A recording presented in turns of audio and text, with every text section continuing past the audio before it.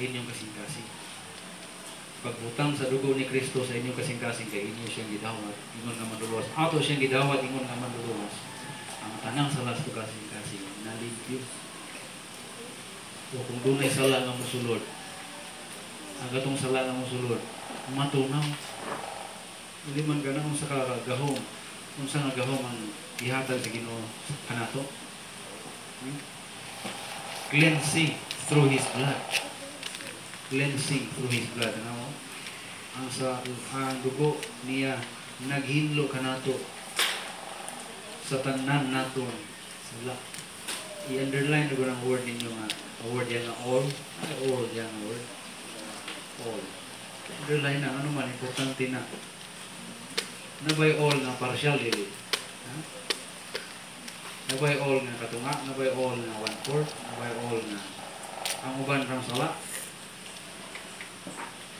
All ganit tanan. From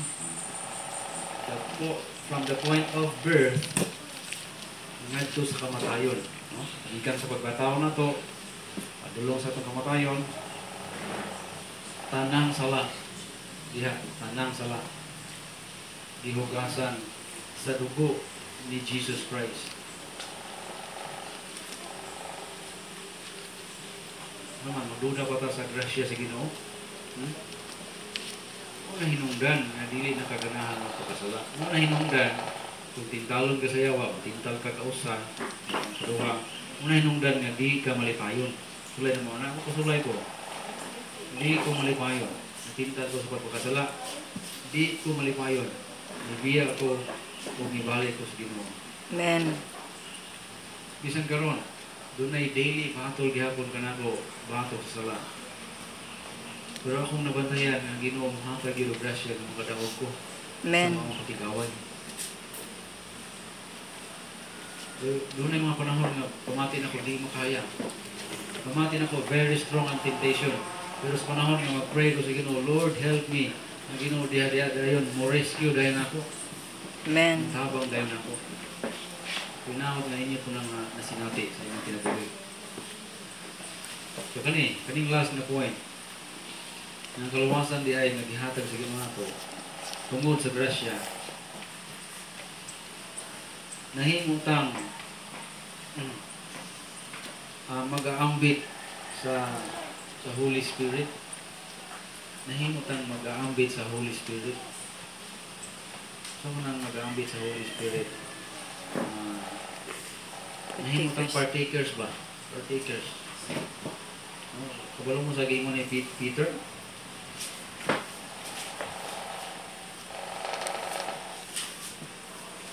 Nahimutang partakers.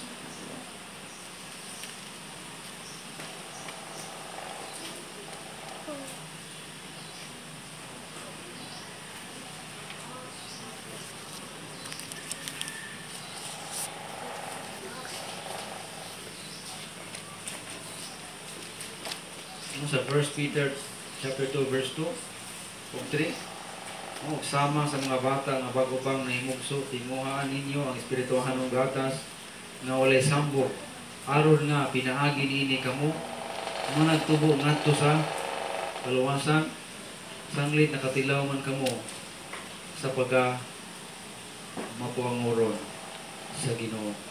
Nahimutang partaker sa pagkamaayo sa Ginoo. O kabalutan nga Ginoo mutabang yun nato pinagi sa iyang Holy Spirit nga dili ta mapindi sa atong matag-adlaw na laway batin. Nauna man ay Holy Spirit sulod sa ninyo. Amen. Partakers mag-aambit sa pagka maayo sa Ginoo. So pagka kanang mag-aambit, nanay koneksyon, nanay relasyon. Tungod kay ang Holy Spirit nagpuyo naman sulod kaninyo.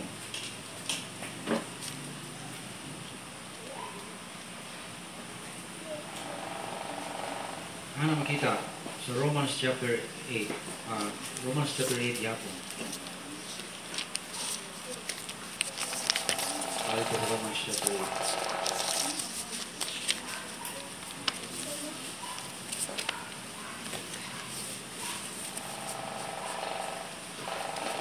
Verse 9. Romans chapter 8 verse 9. Apan kamo wala diha sa unod, hinunuha naa kamo sa Espiritu. Espiritu. Kung tinuod man nga ang Espiritu sa Dios nagpuyo diha sulod kaninyo, ang wala magbaton sa Espiritu ni Kristo, dili iya ni Kristo. Tanawa? Nagbaton ka sa Holy Spirit. Tungod kay iya ka ni Kristo. Katong wala makabaton sa Holy Spirit, dili to iya ni Kristo. Moto daw pakasala. Moto mga tao moingon nga ako magpakasala. Ako mubalik sa sala. Ang iyang term balik, pero actually taga dito gid siya. Wala gid siya tinuod. Wala gid siya nakaangkon sa Holy Spirit. Nabitaw naguban-uban lang sa grupo. Ginaot na ako pang ginaot na walay usa nato diri nga naguban-uban lang sa grupo. Naguban-uban lang ug wala nakabaton sa balaang espiritu. Naguban-uban lang, wala ni dawat ni Jesus Christ ingon nga maluluwas. Banuban lang ba? Pag gumaguban-uban niya, gikapoy man siya. Siya gikapoy magkuhaning kuhan.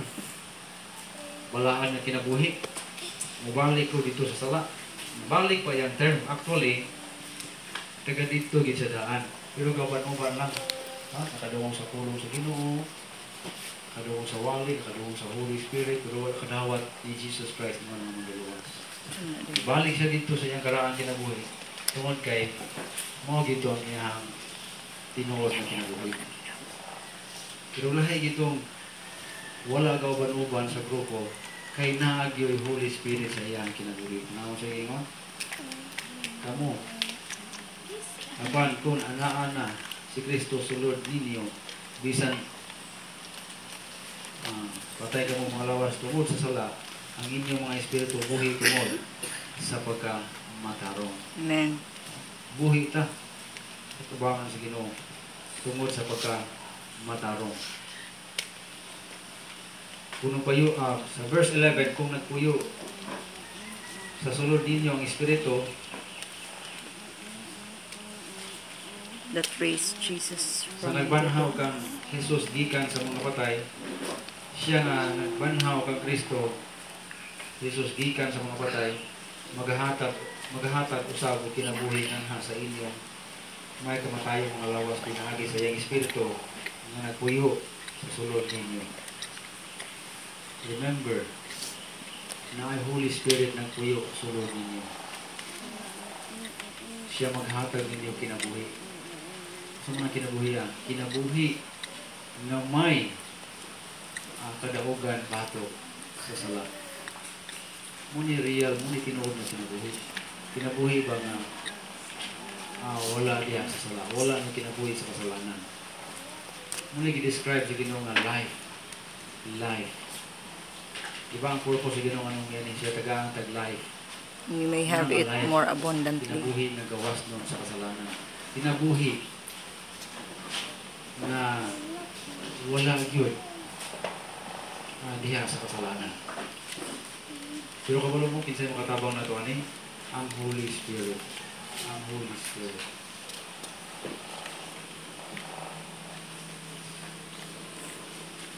Daghang mga tao karon. Daghang mga tao namiyan ko na ito ni Kristo isip magluwas. Apan wala sila gahom sa pagkinabuhi matarong. Unsay kalainan?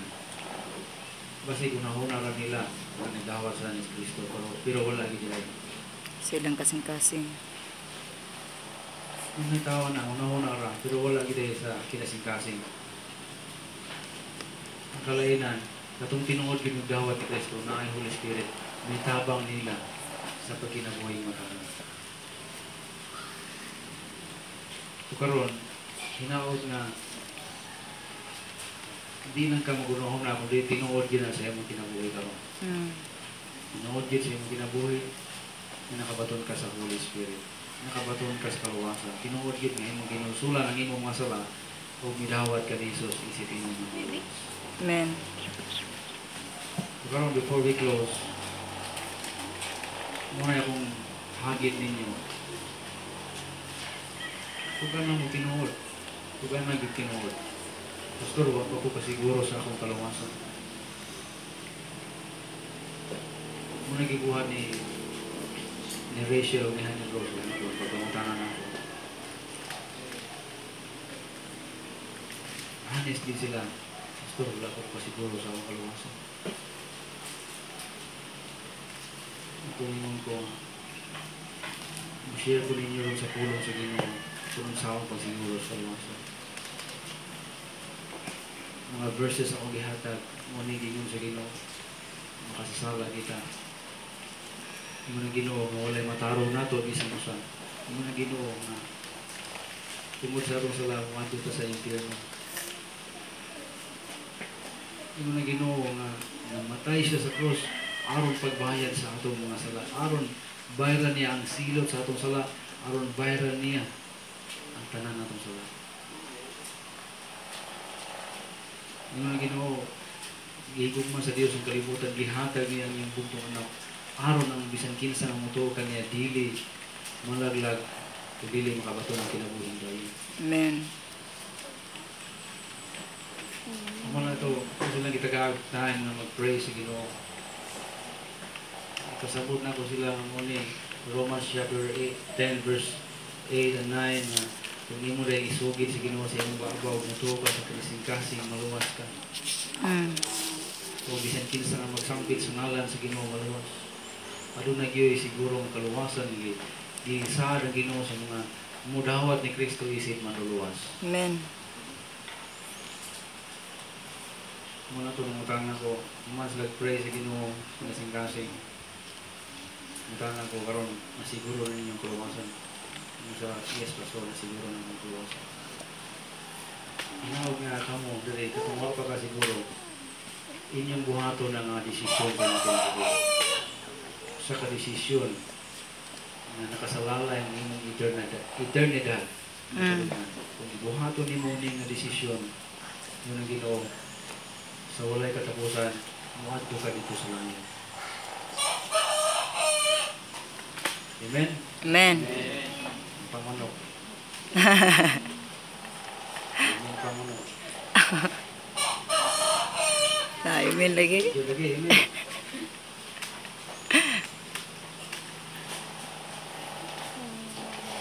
Preta. Preta. Ito ang wala pagit ka siguro sa kaluwasan. Matagan na mo panahon karon sa utang dili pa uwahan ko. Katong nakasiguro na i-pray lang ninyo nga katong wala pa kasiguro. Mukhang pondi rin tinungod. Wala pa ko kasiguro. Wala pa ko kasiguro. Lord, wala pa ko kasiguro. So mag-pray mo sa ilahan. Kung nakasiguro na mag-pray mo sa wala pa kasiguro. Dayon sa kinasing-kasing pakikistoryahe ang Ginoo kung wala pa kasiguro sa iyong kaluwasan. Sa kinasing-kasing pakikistoryahe ang Ginoo sa imong gilingkuran. Kinasing-kasing.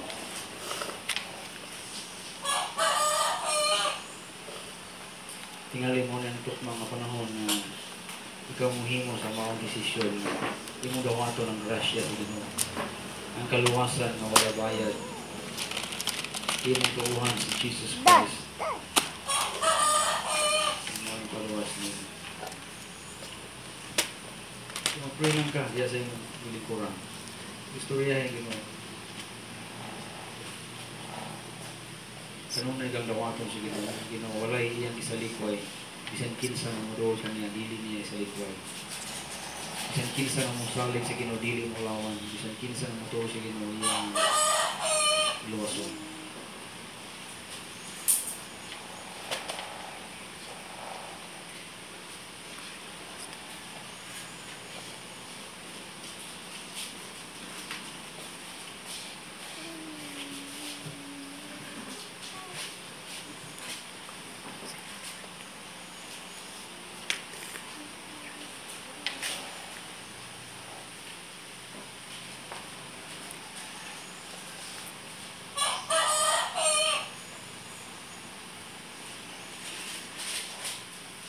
Prita, salamat amahan ng ito nining kamagkagawin. Salamat o Diyos sa mga talusan na nakatawag karon sa mensahe. We pray, Lord, na dili yung tapakyason niya ning panahon karon. Kumuha pa siya kasiguro sa luwas. Karon na siya makasiguro nimo. Karon na siya mudawat ni Jesus isip niya manluluwas.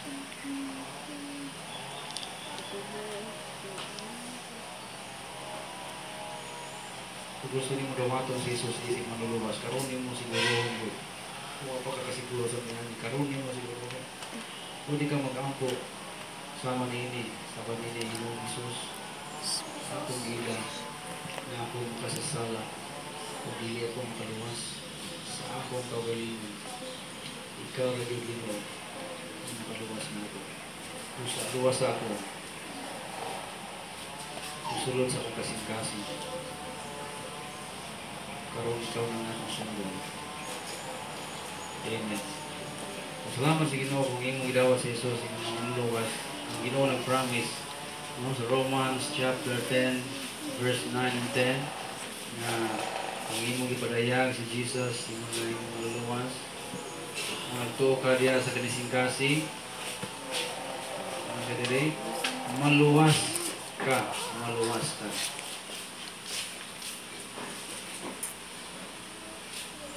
Ano yung verse 9 and 10? Sure good. Hindi ikaw maluwas. Bible din mo.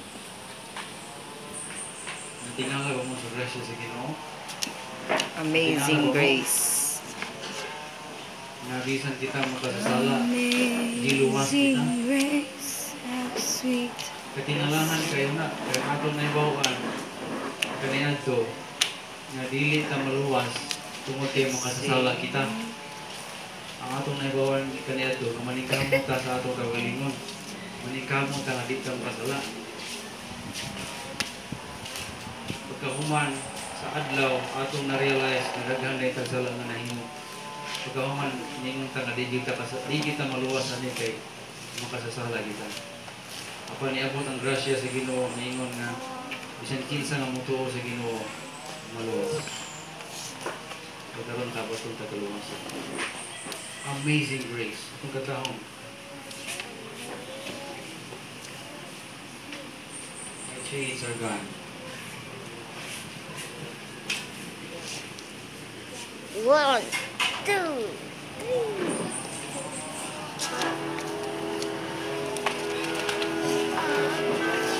Dindog ta, as we sing this song, mabawang ta itong offering usap.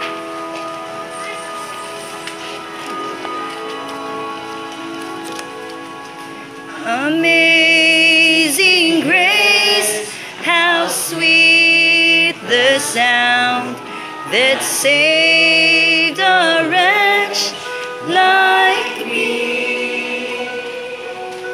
I once was lost, but now am found, was blind, but now I see.